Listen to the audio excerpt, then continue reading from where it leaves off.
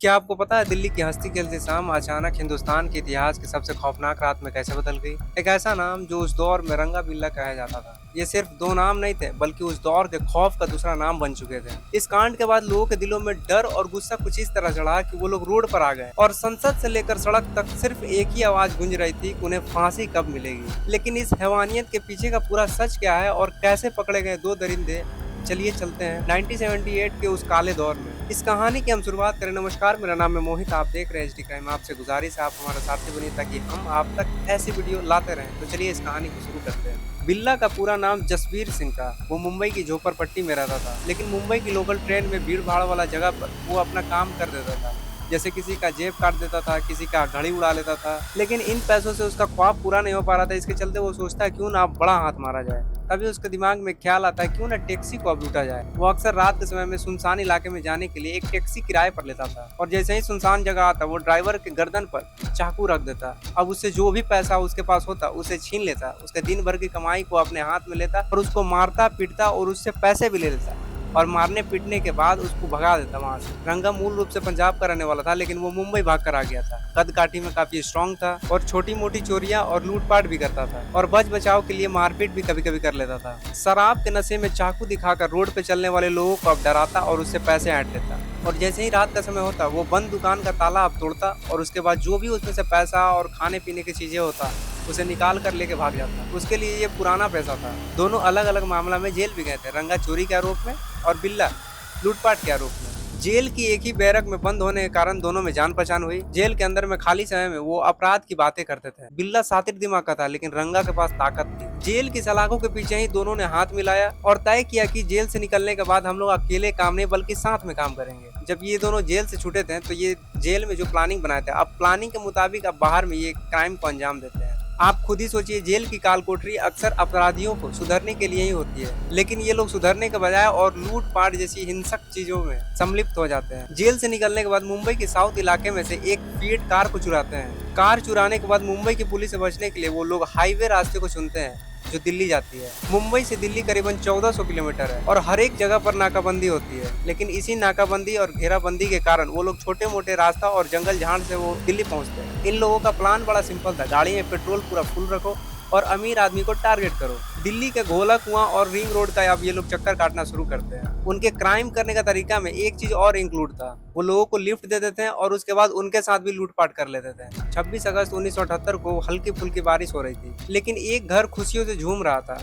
ये परिवार था इंडियन नेवी के कप्तान मदन मोहन चोपड़ा की। वे खुश इसलिए भी थे क्योंकि उनके बच्चे आकाशवाणी रेडियो स्टेशन पर आने वाले थे। उनका उस दिन प्रोग्राम था। 26 अगस्त को मदन मोहन काफी बिजी थे। वो अपने बच्चों को बोलते हैं आप लोग जाओ प्रोग्राम अटेंड करो, शाम के वक्त मैं आप लोग को लेने आ जाऊंगा। उनकी बेटी का उम्र 16 साल था, नाम था गीता। वो जीसस कॉलेज में सेकंड ईयर की स्टूडेंट थी। वहीं दूसरी तरफ उनका छोटा बेटा संजय 10वीं क्लास में पढ़ता था। वो लोग घर से निकले थे शाम के करीब 6 बजे। एक गोल चौराहे पर टैक्सी का इंतजार कर रहे थे। इधर रंगा बिल्ला मौके की तलाश में कि कोई शिकारी अभी तक मिला नहीं है। तभी उनके नजर दो छोटे छोटे बच्चे पर पड़ती है। कपड़ा और वेशभूषा के कारण उन्हें लगता है कि ये अमीर खानदान का बेटा बेटी होगा। गीता और संजय दोनों हाथ देकर उस गाड़ी को रुकवाने की कोशिश करते हैं। रंगा बिल्ला तो यही ताक में ही थे। वो गाड़ी को रोकते हैं, दोनों को बैठाते हैं और गेट को लॉक कर देते हैं। अब इधर गाड़ी तेज रफ्तार से आगे बढ़ रही थी। बच्चे के मन में खुशी था कि चलो हम लोग प्रोग्राम में पहुंच जाएंगे। गाड़ी रंगा चला रहा था। को पैसेंजर सीट पर बिल्ला बैठा हुआ था। रंगा और बिल्ला दोनों मन ही मन सोच रहे हैं कि चलो आज का काम तो हो गया। गीता जैसे ही बताती है मेरे पिताजी इंडियन नेवी में कप्तान है। अब इधर रंगा और बिल्ला के दिमाग में यही बात चल रही है कि इन्हें किडनैप करके इनसे पैसे ऐंठेंगे।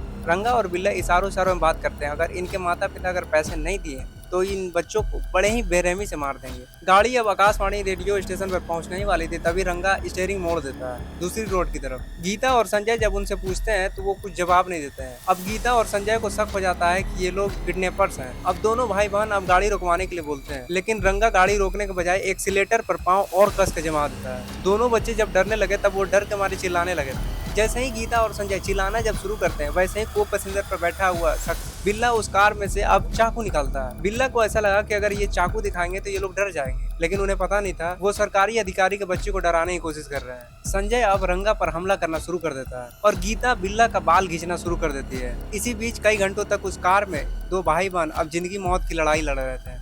तभी बिल्ला को तेज गुस्सा आया और उसे पीटना शुरू कर दिया, जिसके चलते वो घायल हो गया। अब गीता ये सब देखने के बावजूद भी वो बहादुरी से लड़ती रही। लेकिन गाड़ी को रुकवा नहीं पाई और अपने भाई को बचा नहीं पाई। अब एक सुनसान जगह पर गाड़ी को रोककर अब संजय पर फिर से हमला करना शुरू कर देते हैं। इसी बीच जब संजय को तेज गुस्सा आता है तो वो बिल्ला को रोड से मार देता है माथे पे, जिसके कारण बिल्ला का सिर फट भी जाता है। ये सब देख अब रंगा को गुस्सा आता है, वो चाकू और तलवार निकालता है। उसके बाद संजय को एकदम मारना पीटना वहां से शुरू कर देता है। जब संजय खून से लथपथ होकर अपनी आखिरी सांसें गिन रहा था तब बिल्ला गीता के साथ बलात्कार करता है, और जब उसका मन भर जाता है तो रंगा भी आता है उसके साथ दुष्कर्म करने के लिए। फिर रंगा गीता को भी चाकुओं से मार देता है, एक जगह नहीं कई जगह वार करता है, और उन दोनों भाई बहन के लाश को कहीं और नहीं बल्कि उसी जंगल में छिपा देते हैं वो लोग। और उसी रात पीली कलर की फिएट कार से वो लोग भाग जाते हैं। रात के 10 बज गए लेकिन उनके बेटा बेटी अब तक घर वापस नहीं आ पाए। अब उनके माता पिता आकाशवाणी रेडियो स्टेशन पहुंचते हैं, वहां पर भी अपने बेटा बेटी को खोजते हैं लेकिन वहां पर भी वो लोग नहीं मिलते। तब वो जाकर थाने में एक शिकायत दर्ज करवाते हैं, अपना बेटा बेटी का मिसिंग कंप्लेन लिखवाएं और उसके बाद घर चले आए। वहाँ के स्थानीय लोग जब उस जंगल वाले इलाका से गुजर रहे थे तब उनको 2 लाशें दिखती है। वो लोग प्रशासन को फोन करते हैं और पुलिस वहाँ पर पहुँचती है। उन दोनों भाई बहन का इतना बेरहमी से कत्ल किया गया था कि आप सोच भी नहीं सकते। हर एक अंग पर चाकुओं के निशान थे। अब वहाँ की पुलिस अब मदन मोहन को फोन करती है और ये लाश को दिखाती है, और जैसे ही उनके माता पिता अब लाश को देखते हैं उनकी चीखें निकल जाती है, क्योंकि ये लाश किसी और का नहीं बल्कि उनका बेटा बेटी का ही था। अब उस लाश को पोस्टमार्टम के लिए भेज दिया जाता है। अब इधर पुलिस हर एक एविडेंस को कलेक्ट करना शुरू करती है। अब पुलिस कातिल तक पहुँचने की कोशिश करती है। हरियाणा और वहाँ से पंजाब की तरफ भाग जाते हैं। उन्हें लगता है पंजाब सेफ जगह होगा, लेकिन जब वो लोग भाग रहे थे तभी दिल्ली पुलिस उस कार का नंबर ट्रैक करने की कोशिश कर रही थी। उन्हें डर था अगर ये कार के साथ रहेंगे तो हम लोग कभी न कभी पकड़े जाएंगे। वो पंजाब हरियाणा के बॉर्डर के पास उस कार को लवारिस की तरह वहाँ पर छोड़कर चले आते हैं, और कुछ दूर पैदल चलने के बाद एक बस का सहारा लेते हैं और उसके बाद वहाँ पंजाब पहुँच जाते हैं। वो सबसे पहले गुरुद्वारा में कदम रखते हैं वेशभूषा बदलकर, ताकि उन लोगों को कोई पहचाने नहीं। लेकिन जब अखबार में उनकी स्केच और तस्वीर छपने लगी तो उन्हें लगने लगा कि अब पंजाब भी सेफ जगह नहीं है। पुलिस को गुमराह करने के लिए वो लोग सातिराना कदम उठाते हैं। वो पंजाब से अब दिल्ली लौट आए। दिल्ली आकर वे मजनू का टीला इलाके की झुग्गियों में छिप जाते हैं और यहीं से वो लोग अस्पताल भी जाते हैं। गुस्से में जब संजय रोड से बिल्ला को मारा था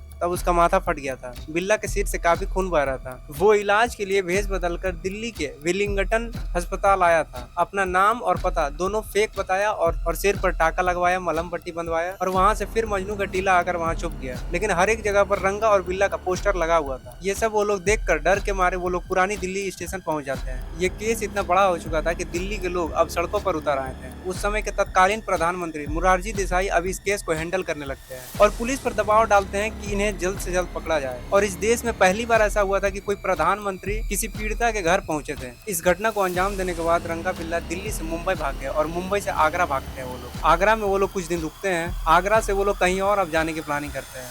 8 सितंबर साल 1978 ये वही तारीख था जब यमुना नदी के पास कालका मेल ट्रेन धीरे हुई थी। तभी ये दोनों रंगा बिल्ला अब उस ट्रेन में चढ़ते हैं, लेकिन उन्हें ये अंदाजा नहीं था कि जिस ट्रेन में वो लोग चढ़ रहे हैं वो सेना के जवानों के लिए रिजर्व है। वो दोनों चुपचाप जाकर उस ट्रेन में बैठ जाते हैं। जब सेना के जवान उनसे बातचीत करते हैं तो वो भी बताते हैं हम भी सेना के जवान ही हैं, लेकिन वो लोग बोलते हैं आइडेंटिटी दिखाओ, तो उन्हीं के साथ अब ये लोग लड़ने लगते हैं। तभी सेना के जवानों का एक चेहरा उसको समझ में आ जाता है। सेना के जवान अब सूझबूझ दिखाते हुए ट्रेन के डब्बे को अब लॉक कर देते हैं ताकि वो लोग चलती ट्रेन में कूद कर भाग ना जाए। इसके बाद 9 सितंबर 1978 को उन्हें दिल्ली स्टेशन पुलिस के हवाले कर दिया जाता है। पुलिस जब उनसे सख्ती से पूछताछ करती है तब जाकर वो अपना गुनाह कबूलते हैं, लेकिन गुनाह कबूल लेना यही काफी नहीं रहा, क्योंकि अब अदालत में भी इन्हें ले जाना था। जब ये लोग अदालत पहुंचे और सबूत के तौर पर जो वहाँ क्राइम सीन पर जो कपड़ा मिला था खून से सना हुआ, जिस गाड़ी में रंगा बिल्ला क्राइम को अंजाम दिए थे, जिस गाड़ी में उनका बाल का टुकड़ा उसी गाड़ी में गिर गया था। और सबसे बड़ा गवाह तो वो बने जो बिल्ला को मलहम पट्टी किए थे उस रात को।